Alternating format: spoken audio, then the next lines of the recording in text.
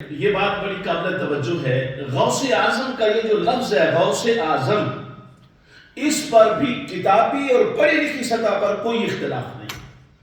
بڑے بڑے علماء نے، سب نے، تمام طبقوں کے علماء نے حضور شیخ عبد القادر جیلانی رحمۃ اللہ علیہ کو غوث اعظم لکھا، قطب الاعظم لکھا، قطب الارشاد لکھا، قطب المشائخ لکھا، قطب کبیر لکھا۔ یہ سارے نام حضور غوث پاک کے تمام علماء میں مسلم ہیں۔ جو تھوڑا بہت لوگ کنٹروورشل نام سمجھتے ہیں وہ غوث اعظم ہے، اور وہ بھی وہ لوگ سمجھتے ہیں جن کا کتابوں کا مطالعہ نہیں۔ اگر ان کا مطالعہ ہو تو تمام علماء نے آپ کو غوث اعظم لکھا، غوث اعظم مانا، غوث اعظم سمجھا۔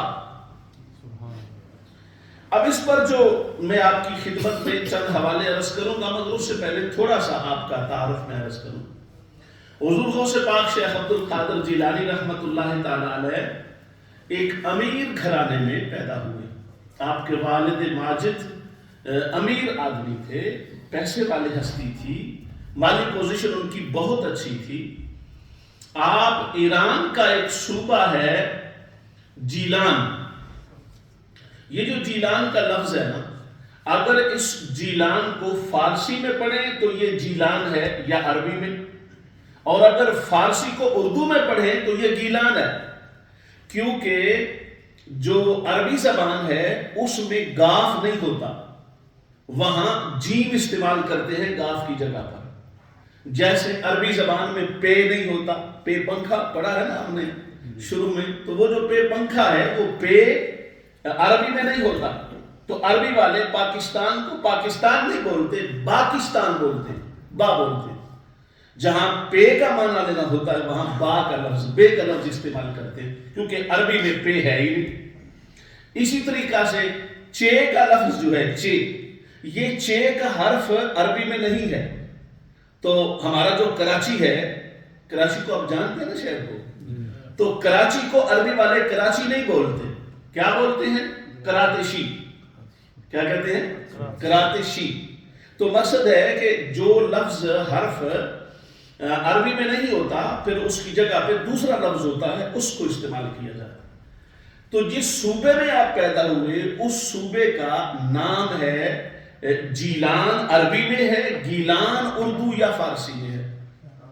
تو اسی وجہ سے کوئی اپنے آپ کو جیلانی کہلوائے وہ بھی ٹھیک ہے، گیلانی کہلوائے وہ بھی ٹھیک ہے۔ ایک ہی صوبے کا نام ہے جیم اور گاف کے ساتھ۔ جس جگہ پہ آپ پیدا ہوئے اس جگہ یا اس پنڈ یا گاؤں کا نام ہے جیل، وہ بھی اسی طرح ہے، جیل اور گیل دونوں چلتا ہے۔ یعنی جیل ہوگا تو وہ عربی زبان میں ہوگا، گیل ہوگا تو وہ فارسی زبان میں ہوگا۔ تو دونوں زبانوں میں گیل بھی ٹھیک ہے، جیل بھی ٹھیک ہے۔ جیلان صوبہ کے قصبہ یا شہر جیل میں حضور غوث پاک پیدا ہوئے 4 ہجری میں، 4 صدی ہجری میں آپ کا ولادت مقدسہ ہوئی۔ اللہ کی شان یہ ہے کہ جلد ہی آپ کے باپ کا سایہ سر سے اٹھ گیا۔ اس وقت علم کا سب سے بڑا مرکز بغداد تھا، تو والدہ ماجدہ نے آپ کو بغداد شریف بھیج دیا۔ آج کل جو عراق کا بغداد ہے آپ جانتے ہیں، وہاں بھیج دیا۔ وہاں آپ تشریف لے کے گئے اور وہاں پہ مدرسہ نظامیہ میں آپ نے داخلہ لیا اور سبق پڑھنا شروع کیا۔ تو آپ نے باقاعدہ تمام علوم پڑھے، جیسے میں نے کئی بار اس بات کا ذکر کیا۔ اللہ نے آپ کو ذہانت کمال درجے کی عطا فرمائی تھی، موسٹ انٹیلیجنٹ شخصیت تھے، جینیس سطح کی ہستی ہیں حضور غوث پاک۔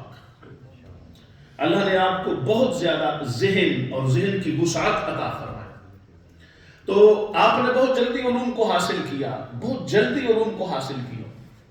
اور جس مدرسہ میں آپ داخل ہوئے آپ کے استاذ، ان کا نام تھا شیخ ابو سعید مخزومی۔ یہ جو مخزومی کا لفظ ہے کتابوں میں آپ کو 3 طرح کا یہ لفظ ملے گا۔ ایک یہ لفظ ہے مخرمی، ایک ہے مخرمی اور ایک ہے مخزومی۔ زیادہ مشہور مخزومی ہے۔ شیخ ابو سعید مخزومی اس مدرسے کے ہیڈ تھے، انچارج تھے، جو بہت بڑے عالم تھے اور بہت عظیم مدرسے کو چلا رہے تھے۔ تو حضور غوث پاک نے وہاں علم حاصل کیا، اور اتنا زیادہ علم حاصل کیا کہ آپ دن بھر علم حاصل کرتے، رات کو آپ مجاہدہ فرماتے، عبادت میں مشغول ہوتے، نوافل بندگی اللہ اللہ، یہ آپ کو والدہ ماجدہ کی طرف سے، والد ماجد کی طرف سے یہ چیزیں آپ کو ملی تھی، وہ کرتے، اور ساتھ قریب قریب علاقے کے، چونکہ بہت بڑا بغداد علم کا مرکز تھا، تو علمی حلقوں میں جاتے ہیں، اولیاء کرام جو مشہور ولی اللہ تھے اس زمانے میں ان کے پاس جاتے، ان کی مجلسوں میں بیٹھتے، فیض حاصل کرتے، یہ آپ کا طریقہ تھا۔ تو آپ نے 20 سال کے عرصے میں نہ صرف علم حاصل کیا بلکہ تجرباتی طور پر مشق بھی کی، ایکسرسائز کیا، اس کو پریکٹس کیا، اس کو عملی طور پر حلقوں میں شامل ہوئے، شامل ہو کر وہ علم آپ نے ابزارب کیا باقاعدہ، یہاں تک کہ جب 20 سال کے بعد آپ فارغ ہوئے تو آپ کے شیخ ابو سعید مخزومی کا وقت وصال قریب آ چکا، بیمار تھے، بستر فراش پر تھے، بیماری کے بستر پر تھے، یعنی قریب تھے وفات کے، بیماری آپ کی تھی۔ تو آپ نے ان کو بلایا، حضور شیخ عبد القادر جیلانی کو بلایا اور سارا مدرسہ ان کے حوالے کر دیا، ان کے نام لگا دیے، فرمایا میرے مدرسے کے اندر جو کچھ میں نے پڑھایا ہے اس میرے سارے پڑھنے پڑھانے کا نچوڑ عبد القادر تو ہے۔ تو حضور غوث پاک آپ اندازہ فرمائیں، یعنی استاذ کو فخر ہے، پورے کا پورا مدرسہ دارالعلوم حضرت شیخ کی، شیخ عبد القادر جیلانی رحمت اللہ تعالی علیہ کی خدمت میں پیش کر دیا۔ اور پھر آپ نے 30 یا 32 سال آپ نے پڑھایا، کتنا؟ 30 یا 32 سال پڑھایا، 17 علوم پڑھایا۔ 17 علوم میں اللہ نے آپ کو مہارت کمال دی تھی پڑھانے کی، جس کو عربی میں تدریس بولتے ہیں، پڑھانا آپ نے پڑھایا۔ گویا کہ ٹوٹل 53 سال 53 years he was teaching to his students۔ اور میں آپ کو ایک ان کا اسٹوڈنٹ بتاتا ہوں، پھر آپ کو اندازہ ہو جائے گا کہ اگر اسٹوڈنٹ شاگرد یہ ہے تو استاد کا عالم کیا۔ حضرت شیخ ابن قدامہ مقدسی حنبلی، جو فقہ حنبلی کے سب سے بڑے رائٹر ہیں، کمپائلر ہیں، مؤلف ہیں، جن کی فقہ حنبلی کی سب سے چھوٹی سی مستند کتاب لکھی ہے، حضرت شیخ ابن قدامہ مقدسی، وہ فرماتے ہیں کہ جب میں شیخ کی خدمت میں پہنچا، حضور غوث پاک نے 90 سال کی عمر پر، تو فرماتے ہیں آپ کے آخری 6 مہینے کی عمر میں آپ کے پاس پہنچا۔ ظاہری زندگی آپ کی 6 مہینے کی رہتی تھی، تو فرماتے ہیں 6 مہینے میں نے پڑھا حضور غوث پاک سے۔ تو فرماتے ہیں جو 6 مہینے میں نے پڑھا، میں پوری زندگی نہیں پڑھ سکا جو غوث پاک سے 6 مہینے میں پڑھا۔ تو گویا آپ اندازہ فرمائیں، حنبلیوں کے امام، ان کی، یہ میں نے آپ کو ایک مثال دی ہے، اس کے علاوہ شیخ عبد الغنی نابلسی اور بڑے بڑے محدثین، اونچی اونچی ہستیاں حضور غوث پاک کی شاگرد ہیں، اور جو آپ کے پاس پڑھتا، جس ہستی نے خود 20 سال پڑھا ہو تو وہ پڑھائے گا تو اس کے پڑھانے کا عالم کیا ہو۔ تو بہرحال حضرت شیخ عبد القادر جیلانی رحمت اللہ تعالی علیہ کو اللہ نے یہ کمال عطا فرمایا تھا کہ بڑے بڑے، جب سلطان صلاح الدین ایوبی، آپ کو پتہ ہی ہے سلطان صلاح الدین ایوبی نے نور الدین زنگی کے بعد مسند سنبھالی، حکومت پہ براجمان ہوا، حکمران بنا، تو اس وقت سلطان صلاح الدین ایوبی نے چونکہ بیت المقدس آزاد کروایا، اس کی فوج کا جو پہلا ہراول دستہ تھا، 4000 فوجی کمانڈر، وہ حضور غوث پاک کے مدرسہ کے پڑھے ہوئے علماء اور فضلاء تھے، فارغ التحصیل علماء تھے، جو حضرت سلطان صلاح الدین ایوبی کی فوج کے ہراول دستے میں تھے، اور جنہوں نے بیت المقدس کو آزاد کرنے اور کرانے میں اہم ترین کردار ادا کیا۔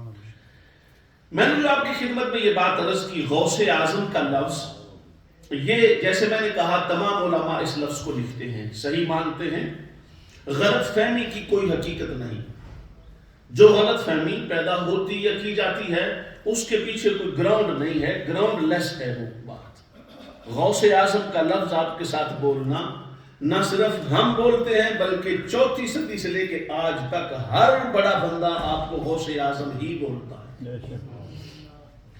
ہمارے بر صغیر پاک و ہند کے اندر جن ہستیوں نے اسلام کو پہنچایا بر صغیر پاک و ہند سب کانٹیننٹ میں، ان میں دہلوی محدثین کا بہت بڑا کردار ہے۔ شیخ عبدالحق محدث دہلوی ہوں، شاہ ولی اللہ محدث دہلوی ہوں، یا ان کے بیٹوں میں سے بطور خاص شاہ عبدالعزیز محدث دہلوی ہوں، ان تمام کا بر صغیر پاک و ہند اور ہندوستان میں اسلام پہنچانے میں بہت بڑا کردار ہے۔ انہوں نے کیا کیا؟ پہلی دفعہ عربی سے فارسی میں پورا اسلامک لٹریچر ٹرانسفر کیا۔ اب آپ یہ اس کو اس انداز سے سمجھیں کہ یہ کتنا آسان کام ہے۔ اگر اس وقت کوئی بندہ یا کوئی خاندان یا کچھ لوگ سارا اردو یا اسلامی لٹریچر انگلش میں تبدیل کر دیں تو یہ کتنا بڑا کام ہو، آپ اندازہ کر سکتے ہیں۔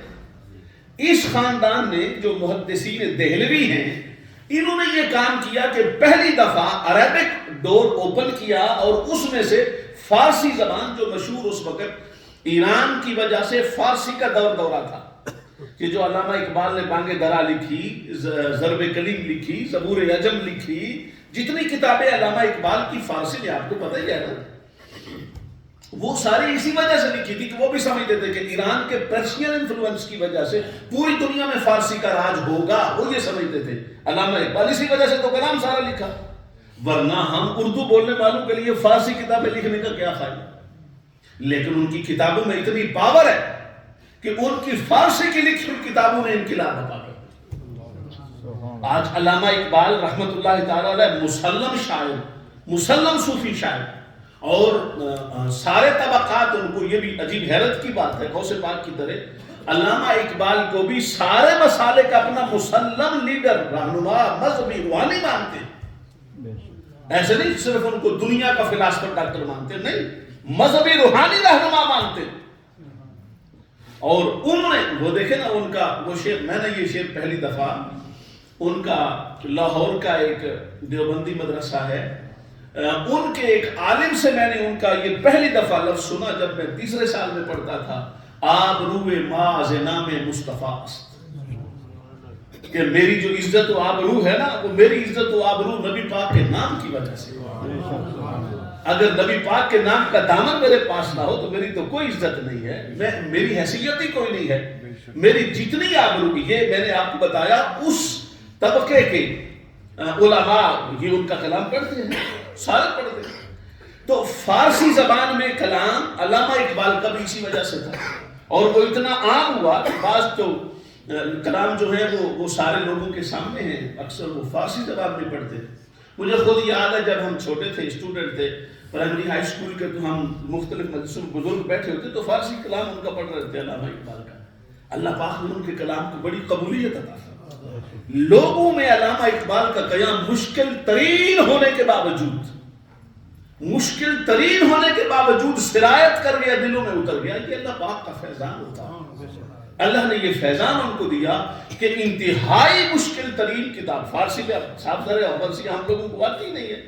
اب تو مدارس میں بھی فارسی بہت کم رہ گئی ہے۔ شروع میں مدرسوں میں فارسی سے شروع کرتے تھے، نامہ سے شروع ہوتا سلسلہ، اب تو وہ ختم ہو گیا، صرف عربی اور وہ اردو اور دیگر زبانیں چلتی۔ تو بہرحال محدثین دہلوی نے یہ پہلا کام کیا کہ ٹرانسفر کیا عربی پورے کے پورا اسلامی خزانہ فارسی، اور ان میں سے شیخ محقق شیخ عبدالحق محدث دہلوی، شاہ ولی اللہ محدث دہلوی، ان کے ساروں بیٹے، اور بطور خاص شاہ عبدالعزیز محدث دہلوی، ہمارے لیے یہ سارے قابل قبول ہیں، ہمارے لیے یہ سارے ریسپیکٹیبل اور ریسپیکٹفل ہیں، اور ہم ان کو سب کو ریورڈ اور آنرڈ سمجھتے ہیں، اور ان کے ایک ایک لفظ کی ہم گارنٹی اور ضمانت لیتے ہیں۔ یعنی اہل سنہ کو ان کے کسی لفظ، کسی کام، کسی تحریر، کسی کتاب، کسی عبارت پر کوئی اعتراض نہیں، من دل و جان سے تسلیم کرتے ہیں۔ کچھ لوگوں کو تسلیم نہیں ہے، مگر چونکہ ان کے استاد ہیں یہ سارے۔ دیکھیں نا، جو بندہ شاہ عبدالعزیز محدث دہلوی کو اپنا استاد کہے گا تو شاہ عبدالعزیز محدث دہلوی شاگرد ہیں شاہ ولی اللہ کے، ان کے بیٹے بھی ہیں، شاگرد بھی ہیں، تو ان کے بغیر تو سند اوپر جائے گی نہیں، تو جا ہی نہیں سکتے۔ اب وہ کیا کرتے ہیں، وہ بجائے اس کے کہ یہ کہ شاہ ولی اللہ محدث دہلوی سے میں اتفاق نہیں ہے، یہ انہوں نے لکھا بولا، انہوں نے کہا کہ شاہ ولی اللہ محدث دہلوی ایک سمندر ہے، اس سے فیض حاصل نہیں ہوتا، جس طرح اونچے پہاڑ پر چڑھا نہیں جا سکتا، شاہ ولی اللہ محدث دہلوی تک جایا نہیں جا سکتا، لیکن شاہ عبدالعزیز یہ دریا ہے، اس سے فیض مل سکتا۔ توجہ نہیں فرمائی آپ نے؟ پڑھے لکھے لوگوں کی بات پھر پڑھی لکھی بات ہوتی ہے۔ اب چونکہ وہ اگر کہیں ہم مانتے نہیں ولی اللہ محدث دہلوی کو، تو ان کی سند خراب ہوتی ہے، استادی شاگردی جاتی ہے، مدرسے ختم ہوتے ہیں، سب ختم ہو جاتا ہے۔ اس لیے انہوں نے یہ کہا کہ وہ سمندر ہے، ان سے فیض لیا نہیں جا سکتا، شاہ عبدالعزیز سے فیض لیا جا سکتا ہے، تو ان سے ہم فیض لیتے ہیں۔ اس کی وہ ایک مثال دیتے ہیں، وہ کہتے ہیں کہ جب شاہ عبدالعزیز محدث دہلوی نے مدرسہ کی مسند سنبھالی تو اس وقت ان کی عمر 18 سال تھی۔ اس بات کو ہم بھی مانتے ہیں، 18 سال کا بچہ بہ گیا مسند بھی، اور وہ بھی پرنسپل بن گئے، رئیس الکلیہ، principal, head of the college بنے، اور جو سب سے بڑے ان کے استاد تھے ان کی عمر اس وقت 80 سال تھی، بڑے تجربہ کار استاد تھے۔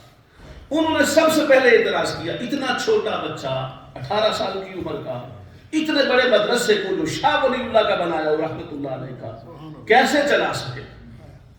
لیکن ٹھیک ایک ہفتے کے بعد انہی شاہ عبدالحلیم صاحب نے تاثرات دیے، اور انہوں نے کہا میں نے جو کچھ 70 سال میں نہیں سیکھا، ایک ہفتے میں نے شاہ عبدالعزیز سے سیکھ لی۔ یہ ہے شاہ عبدالعزیز محدث دہلوی کی شخصیت۔ آپ کہیں گے جی آپ اس پر اتنا زور کیوں دے رہے ہیں، ان کی اتنی شان کیوں بیان کر رہے ہیں؟ میں نے کہا اس لیے شان بیان کر رہا ہوں، شاہ ولی اللہ محدث دہلوی پر تمہیں کسی کو اعتراض ہے تو ہم سے کرتے ہیں شاہ عبدالعزیز محدث دہلوی۔ شاہ عبدالعزیز محدث دہلوی وہ اسی عقیدہ اور اسی سوچ کے ساتھ حضور غوث پاک کے مرید اور عقیدت مند ہیں جیسے ہم ہیں، کیونکہ ہمارا موضوع تو غوث پاک ہے۔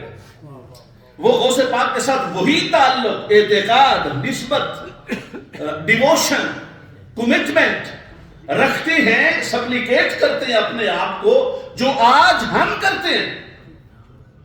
انہوں نے اپنی کتاب تحفہ اثنا عشریہ کے صفحہ نمبر 214 پر لکھا، اور یہ جو تفصیل میں آپ کو حوالے عرض کرنے لگا ہوں، یہ حضور تاجدار بریلی کی امام اعلیٰ حضرت کی رحمت اللہ علیہ کی جو فتاوی رضویہ کی جلد نمبر 9 ہے، اس میں یہ سارے حوالے بڑی تفصیل سے حضور امام اہل سنت نے دیے۔ آپ فرماتے ہیں کہ انہوں نے یہ کہا کہ نیز عظیم است کہ حضرت امیر و ذریت طاہرہ اورا تمام امت بر مثال پیران و مرشدان می پرستند۔ اچھا فارسی میں آپ کے سامنے اس لیے پڑھ رہا ہوں کہ مجھے پتا ہے کہ صاحب ظاہر آپ نے فارسی پڑھی نہیں تو آپ نہیں سمجھ سکیں گے۔ میں خود جب کسی کو چھوٹا ہوتا سنتا تھا طالب علمی کے زمانے میں، تو اس طرح کے عربی کے لوگ جو علماء بولتے یا فارسی کے بولتے تو اس میں سے میں ایک لفظ نوٹ کر لیتا، وہ ایک لفظ نوٹ کر کے اس پر جب ریسرچ کرتا تو وہ پورا حوالہ میرے سامنے آتا۔ اب بھی میں ایسا ہی کرتا ہوں، میں 2-3 لفظ لکھ لیتا ہوں، اس پہ جب دیکھتا ہوں تو پوری اس کی مثال تشریحات آپ کو مل جاتی۔ دوسرا، عبارت پڑھنے سے، عربی یا فارسی پڑھنے سے آپ کو یقین ہو جاتا ہے کہ کوڑوں نہیں چھٹی جانا۔ جب دیکھ کے پڑھ رہا ہے، لفظ موجود ہے، کتاب کا حوالہ موجود، صفحہ موجود، تو اطمینان ہو جاتا ہے۔ آپ کو اگر سمجھ نہ بھی آئے تو حوالہ عبارت سن کر آپ مطمئن ہو جاتے ہیں کہ یہ بات لکھی پڑھی ہے، یوں ہی ایسی بات نہیں ہے۔ میں نے خود جب اس ٹاپک پر پہلی بار پڑھا لکھا تو مجھے انتہائی خوشی ہوئی کہ میں نے کہا حد بات ہے، شاہ عبدالعزیز محدث دہلوی حضور غوث پاک کو غوث اعظم لکھ رہے ہیں۔ وہ اس بات پر یقین رکھتے ہیں کہ اللہ چاہے تو اپنے بندوں پر 1 گھنٹہ گزارتا ہے اور دوسرے بندوں پر ساری عمر گزار دیتا ہے۔ یہ شاہ ولی اللہ محدث دہلوی کا عقیدہ ہے کہ اللہ پاک جس کو چاہے قبر کے اوپر کھڑا کر کے اندر قبر کے سارے مناظر دکھا دیتا ہے، اللہ جس کو چاہے قبر کے اندر بھیج کر قبر والے کی ساری کیفیات کا مشاہدہ کروا دیتا ہے۔ یہ کس کا عقیدہ؟ شاہ عبدالعزیز محدث دہلوی کا عقیدہ۔ شاہ عبدالعزیز، اب اس پر میں آپ کو تھوڑا سا عرض کر دیتا ہوں. عبدالعزیز محدث دہلوی کے پاس ایک شخص آیا. اس نے کہا جی میں نے ایک نیک خاتون عورت کو ضرورت تھی کچھ پیسوں کی، میں نے ان کو قرض دیا اور پیسے ان کو اتنے چاہیے تھے کہ میری ساری زندگی کی پونجی جمع انکم سیونگ وہی تھی، میں نے ان کو دے دی. تو کچھ عرصے کے بعد وہ بیمار ہو گئی. انہوں نے مجھے بلایا، انہوں نے کہا کہ میں نے پوری کوشش کی کہ میں تیری رقم واپس کر دوں، اور اللہ کا شکر ہے کہ میں بیمار بہت سخت ہوں، شاید میرا وصال ہو جائے، تو میں نے یہ تیرا وہ قرض واپس کرنا ہے، یہ تھیلی ہے، یہ لے جاؤ. وہ بزرگ جو تھے وہ اپنی تھیلی لے کے آ گئے. گھر پہنچے تو پتا چلا کہ مائی صاحبہ کا وصال ہو گیا. صاف ظاہر ہے وہ تھیلی ابھی ان کے پاس ہی تھی، تو اسی تھیلی کو ساتھ لیے ہی وہ وہاں جنازے میں پہنچ گئے. جب جنازے میں پہنچے تو انہوں نے کہا اتنی نیک ترین خاتون تھی تو میں بھی مٹی ڈالتا ہوں، جیسے قبر پہ ڈالنے کا شریک سنت طریقہ ہے. تو انہوں نے بھی وہ مٹی ڈالی، مٹی ڈال رہے تھے تو وہ تھیلی قبر میں گر گئی. اب وہاں لوگوں سے شرماتے ہوئے انہوں نے یہ کہا نہیں میری تھیلی اندر چلی گئی. لوگ کہیں گے قبر ہے تجھے تھیلی کی پڑی، ہم بندے کو دفن کر رہے تو تھیلی کے پیچھے بھاگ رہا. تو کہتے مجھے وہ ہوگا محسوس ہوا کہ اچھی بات نہیں میں یہ بات کروں. تو کہتے کہ خیر وہ قبر گھر آیا تو میں نے کہا کہ اب میں کیا کروں، میرے پاس پوری زندگی کا وہی تو سرمایہ تھا، میں گزارا کیسے کروں گا. پھر بزرگ کہتے ہیں میں نے دل میں سوچا کہ اللہ تو میرے حال سے واقف ہے، میں جاتا ہوں قبر کھولتا ہوں اپنی تھیلی نکال کے لے آتا ہوں، چونکہ اللہ پاک تو ذات جانتی ہے میں بے ادبی کے لیے نہیں کر رہا، میں اپنی مجبوری کے لیے کر رہا. وہ گیا، اس نے قبر کھولی اور اندر جا پہنچا تو وہ قبر نہیں ہے، وہ بہت بڑا باغ، بہت بڑا باغ. کہتے ہیں میں وہاں پہنچا، میں نے دیکھا بہت بڑا باغ، ہرا بھرا درخت ہیں، کیا عجیب قسم کے پھل لگا ہے، خوشبوئیں ہیں، مہک رہی ہیں، خوبصورت قسم کا باغ ہے. اور وہاں ایک طرف میری تھیلی بھی پڑی ہے وہ پیسوں والی جو گر گئی تھی، لیکن میں نے نگاہ اٹھا کے دیکھا تو اس باغ کے درمیان میں وہی عورت خوبصورت کپڑے پہن کے نورانی لباس میں تخت پر بیٹھی. میں نے کہا بھائی صاحبہ میرے پیسے رہ گئے تھے میں لینے کے لیے آیا. انہوں نے فرمایا تم تو قبر میں آئے تھے، تو یہ جو تمہیں منظر نظر آ رہا ہے یہ قبر کا منظر دنیا کا نہیں، یہ آخرت کا ہے، جس کو برزخ بولتے ہیں. یہ اللہ نے تیرے اوپر میری اصلی حالت ظاہر کر دی. سبحان اللہ بول، میری اصلی حالت کو ظاہر کر دیا ہے، لہذا تو یہاں زیادہ دیر نہ رک، اپنے پیسے لے چلا جا. وہ باہر آیا، جب باہر آیا تو ساری دنیا ہی بدلی ہوئی تھی. یعنی جب باہر آیا تو اس نے سمجھا کہ اندازہ لگایا تو 200 سال گزر چکے تھے، 2 صدیاں، 2 سینچریز. نعرہ تکبیر، نعرہ رسالت، شان اولیاء زندہ باد. حدیث پاک میں آتا ہے کہ ایک شخص جنت میں جائے گا، قبر میں جائے گا، قبر میں اللہ پاک اس کو جنتی فرما دے گا، اللہ پاک اس کی بخشش فرما دے گا. قبر میں تو ایک حور آئے گی بڑے خوبصورت کلر پہ مالا پہنے ہوئے، ہار پہنے ہوئے، گارلینڈ کے ساتھ حور آئے گی. تو وہ جنتی شخص اس حور کی طرف بڑھے گا تو اس کا ہاتھ اس کے مالا ہار پہ آ جائے گا اور وہ ہار کے موتی گر جائیں گے. جب موتی گریں گے نا تو وہ بندہ جنتی قبر میں اس حور کی مالا کے گرے ہوئے موتی چنے گا. جب چن کے مکمل کرے گا نا تو ادھر سے سائرن بجے گا، وہ پوچھے گا کیا ہے، تو فرشتے کہیں گے کہ قیامت شروع ہو گئی. یعنی محدثین نے لکھا کہ وہ اتنا زمانہ قبر والا جو مومن ہے اس کو وہ اتنا لمبا عرصہ قیامت کا اتنا وقت گزرے گا جتنا موتی چننے میں لگتا. یہ بھی اکثر لوگ کہتے ہیں نا کچھ قبر کتنی دیر پھر پیان آنا کی بڑسی. اس کو علماء یہ جواب دیتے ہیں کہ جو نیک لوگ ہوں گے ان کو تو پتہ بھی نہیں چلے گا. کلام البصر خود قرآن نے کہا جیسے آنکھ جھپکی ہو اتنا زمانہ گزر جائے گا. تو یہ اللہ اس بات پر قادر ہے کہ ایک بندے پر صدیاں گزر جائیں اور دوسرے پر 10 منٹ گزرے ہوں. اب جو میں نے اس میں سے آپ کو بات عرض کرنی ہے وہ یہ کہ یہ شخص شیخ شاہ عبدالعزیز محدث دہلوی کے پاس چلا گیا اور جا کر کہنے لگا حضور میرے ساتھ تو یہ معاملہ ہوا ہے، میرے پاس جو سکے جو پیسے تھیلی بار لے کے آیا ہوں، یہ جس کے پاس لے کے گئے وہ کہتے 2 صدیاں پرانی تھیلی، یہ تو پیسے چلتے سکہ رائج الوقت رہا ہی نہیں، ختم ہو گیا. تم یہ سکے کہاں سے لیے پھرتے ہو؟ پرانے زمانے میں آپ ہم کو نئی باتیں سمجھا رہے ہیں، سنا رہے ہیں، کیا ہے؟ شاہ عبدالعزیز محدث دہلوی نے اس کا پورا واقعہ سننے تو فرمایا دیکھ تیری نیکی اللہ کو پسند ہے. قبر میں جا کر اللہ نے قبر کے مناظر تیرے اوپر کھول دی. اب تیری آنکھ کا پردہ کھل گیا. تیری آنکھ وہ دیکھے گی جو کوئی اور نہیں دیکھ سکتا. تو اب کیا ہوگا؟ ہو سکتا ہے تو کسی لوگوں کے خفے یا چھپے ہوئے حالات بیان کرنے لگ جائے کیونکہ اللہ نے تیری آنکھ کا پردہ کھول دیا. یہاں تو باتیں اور کرے گا، سننے والے اور ہوں گے. جن کو تو جانتا بھی ہے وہ تمہیں نہیں جانتے کیونکہ تو ایک اور عالم سے ہو کے آ گیا ہے. اس نے پوچھا شاہ عبدالعزیز محدث دہلوی حضور پھر میں کیا کروں؟ فرمایا تو ایسا کر کہ تو مکہ شریف چلا جا تاکہ نہ تجھے کوئی جانتا ہو، نہ وہ تمہیں جانے، نہ تو ان کو جانے، تاکہ تمہیں یہ تکلف ہی نہ ہو. کرنسیاں بھی نئی، زمانے بھی نئے، نیا زمانہ نئے، صبح و شام پیدا کر. تو شاہ عبدالعزیز محدث دہلوی کے کہنے پر میں نے عرض یہ کرنی یہاں پر کہ شاہ عبدالعزیز محدث دہلوی کا آپ عقیدہ دیکھیں. اتنا بڑا محدث ہو کر یہ نہیں کہا تو غلط کہہ رہا ہے، یہ کیسے ہو سکتا؟ بلکہ آپ نے تصدیق کر دی کہ ہاں اللہ چاہے تو اللہ اپنے بندوں پر قبر کے حالات کھول بھی سکتا ہے، دکھا بھی سکتا ہے، مشاہدہ کروا بھی سکتا ہے، پھر قبر سے باہر نکال کر ان کو زندہ رکھ بھی سکتا ہے. بے شک سبحان اللہ. اس پر شاہ عبدالعزیز محدث دہلوی فرماتے ہیں کہ حضرت امیر و ذریت طاہرہ او حضرت علی المرتضی شیر خدا اور ان کی اولاد تمام امت پر مثال پیران و مرشد گرامی می پرستند. حضرت علی اور ان کی ساری اولاد کو امت شروع سے ہی اپنا پیر و مرشد سمجھتے ہیں. سبحان اللہ بولو پیار. یہ دہلی اور برصغیر کا سب سے بڑا محدث بات کر رہا ہے. حضرت علی اور ان کی اولاد کی ولایت کی بات کر رہا ہے. وَأُمُورِ تَقْوِینِیَا رَا بَعِیشَا وَبَسْتَامِ دَانَتْ.